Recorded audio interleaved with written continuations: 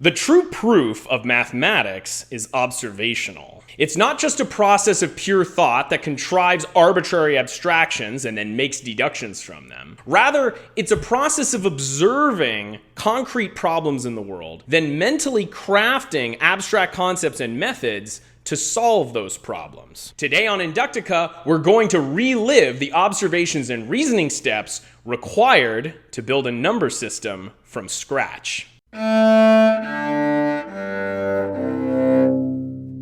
Let's continue the fictional story of our character Rom, the fur trader. Over the last few years, Rom has been trading with the nearby city of Babel, and because Babel is trading with its neighbors, that has allowed it to grow rich. It effectively increases the size of the markets they have access to. They're able to get all kinds of products from nearby nations that they would never have been able to get otherwise, and so everyone is benefiting from these trades. And as a result, this also increases Rom's ability to do business. Now, in our last episode, we talked about how Rom used tally marks. He was able to track the demand for this by making marks in a clay tablet, so he would know how many of each of these products to bring into town every time he visits. He was able to overcome the fundamental limit on our psychology, the limit that prevents us from holding an unlimited number of units in our head at the same time. He's able to overcome this limit by grouping his marks together into symbols that today we call tally marks. He's able to group them into groups of 5 and overcome this limit. And as a result of that, he's able to mentally hold much larger sets of units. Now, as his business starts to improve even more, this will demand even more advanced compression techniques from him. Motivation.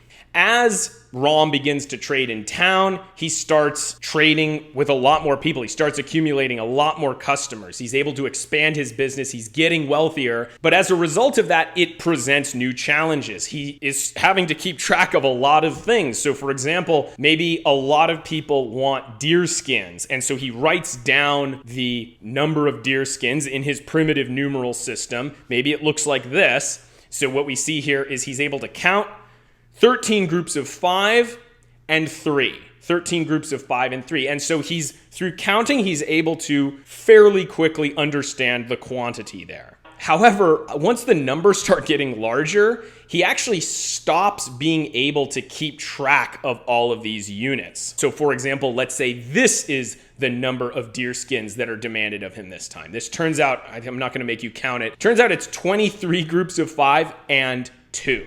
Now, as we covered in a previous video, Rom is only able to, and the Babel in general, are only able to count to about 20. That's the highest number of symbols you could reasonably expect them to memorize the order of with our current methods.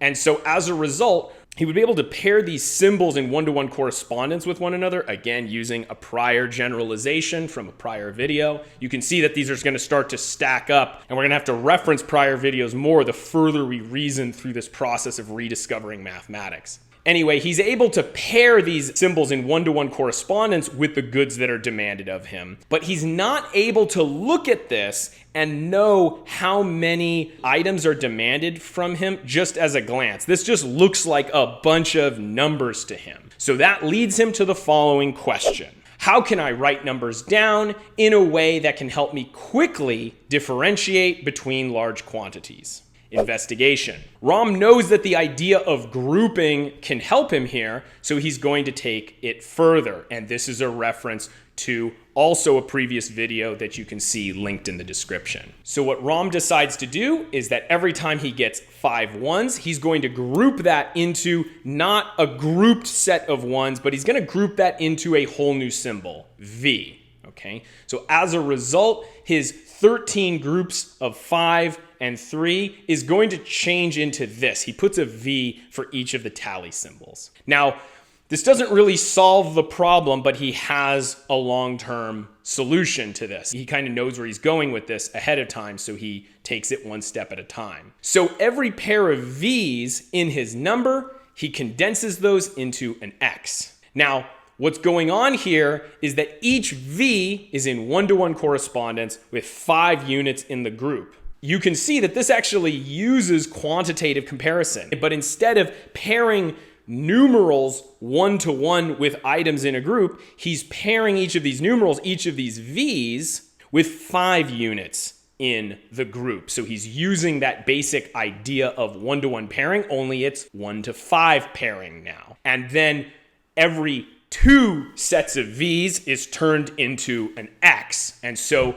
we are using both quantitative comparison and numerals from prior videos. Once he has this number written down, it is 6 tens, 5, and 2. This is easier. He can still count it, but he figures he can condense even more. When we have 5 sets of 10, he can make that into a whole new symbol. So the number of deer skins he is supposed to bring, he's able to smush all of those X's into an L, and that turns it into this number.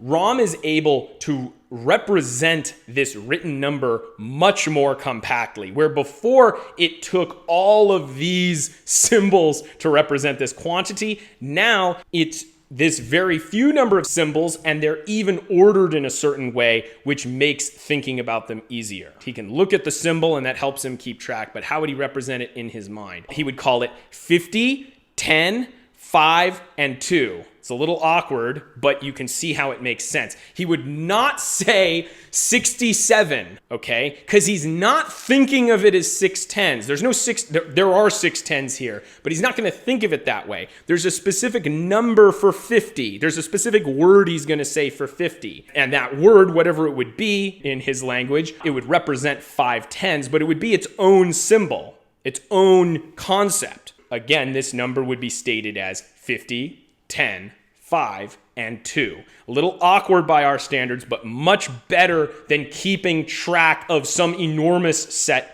trying to count out all the groups of 5, which is what he was doing before. Conclusion. The quantity of a group can be represented more compactly by putting every 5 units of that group in one-to-one correspondence with the symbol V. One can then represent the quantity even more compactly by putting each pair of these V's in one-to-one correspondence with an X. Then one can take each group of 5 X's and put them in one-to-one correspondence with an L. Stated succinctly, you can look at this chart you see on the board. 1 is 1 unit, 5 ones is V, 2 V's is X, and 5 X's is L.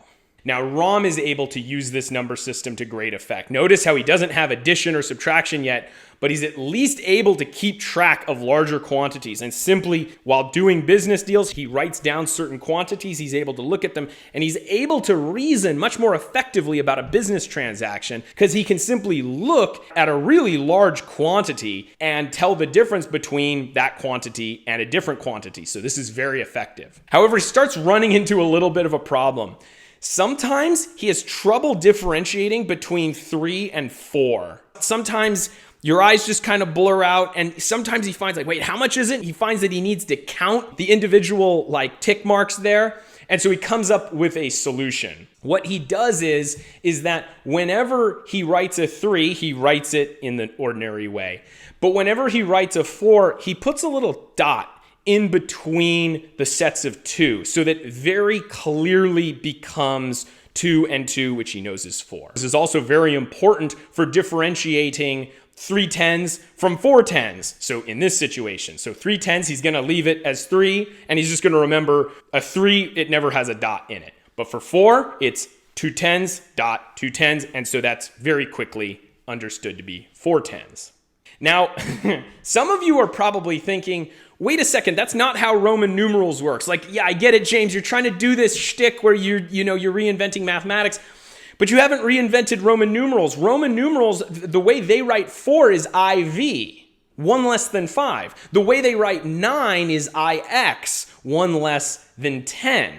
That's the way they would think about it. So you might be thinking well, this isn't really Roman numerals. Yeah, it's not. It's a modified version of Roman numerals. The reason I've done this is, first of all, my purpose in this series is not to reinvent actual Roman numerals or to reinvent any actual historical mathematical artifact.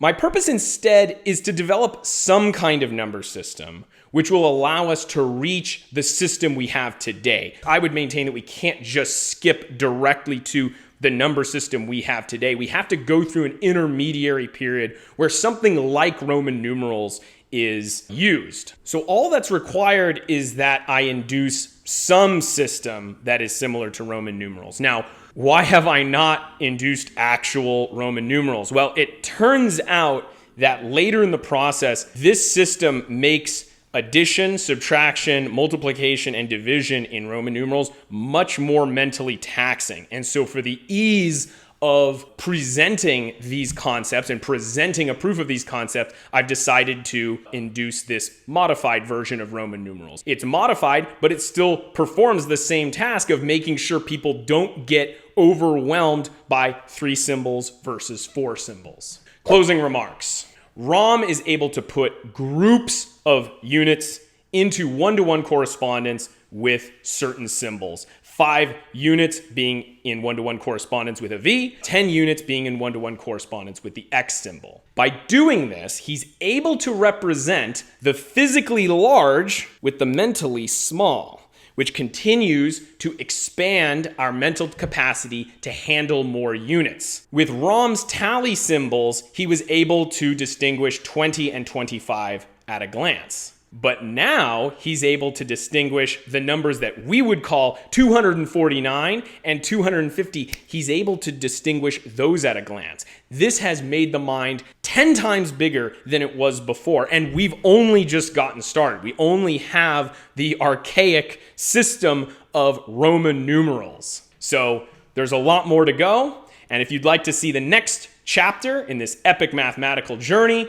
hit subscribe or watch the next video to find out how ROM will use these special numerals to add groups of items together. This video is part of a longer series dedicated to reproving the essential ideas of math and physics by showing an actual process of observation and reasoning steps scientists could have taken to prove these conclusions. Observational proofs, also known as inductive proofs, give us a deeper, reality-based understanding of these abstract ideas and demonstrate the proper method of scientific proof. This series starts with cavemen counting rocks and will continue all the way to the frontiers of quantum and relativistic phenomena.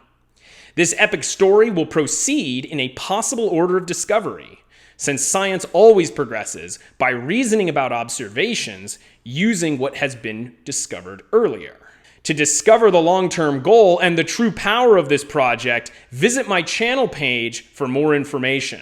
To see the playlist for this series or to see my channel, just click on the links on the screen. Finally, if you'd like more lectures like this, just go to patreon.com/Inductica.